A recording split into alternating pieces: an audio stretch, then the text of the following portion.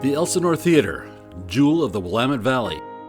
Built in 1925 and opening in 1926 by George B. Guthrie, a local attorney and manager of the nearby Oregon Theatre. During an era in which more than a dozen theaters were already open in the Salem, Oregon area, the Elsinore was designed to stand out amongst its contemporaries.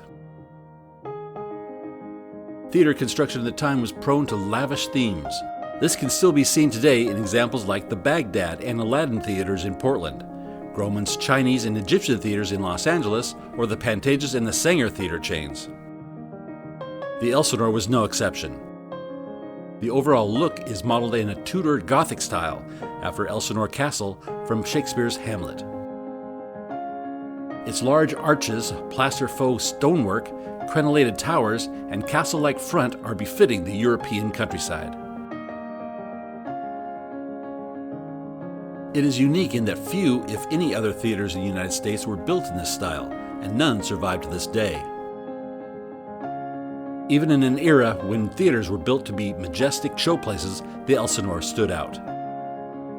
Rich decorative tapestries, wrought iron metalwork, maple and oak wood finishes, and legendary stained glass set the theater apart from many of the day.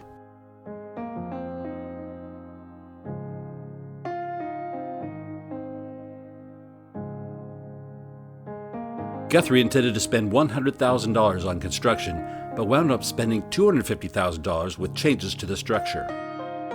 It was called the finest theater in the West at the time it was built. A significant part of the extra cost was spent in the first years, carpeting over the existing tile in the lobby and filling in portions of the back wall of the loge balcony for sound abatement, as well as raising the floor of the projection booth. It was built primarily for vaudeville shows.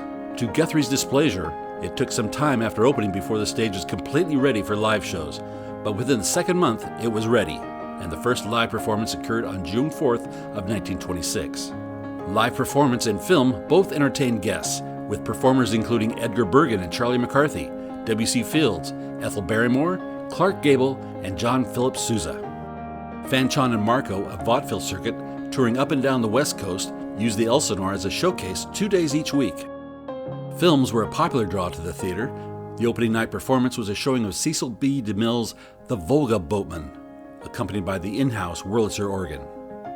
In the 1930s, Warner Brothers purchased operational control of the theater and made it a part of their film circuit, ending live performance until a single show at the 25th anniversary in 1951.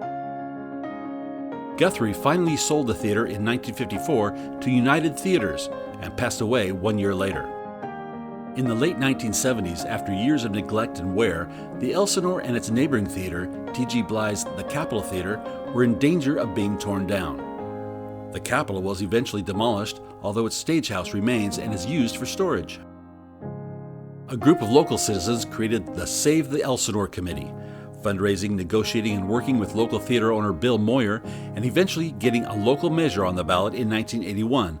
A mural was commissioned in 1984, and Jim Mattingly's theatrical hardscape is still there, having received restoration in 2013.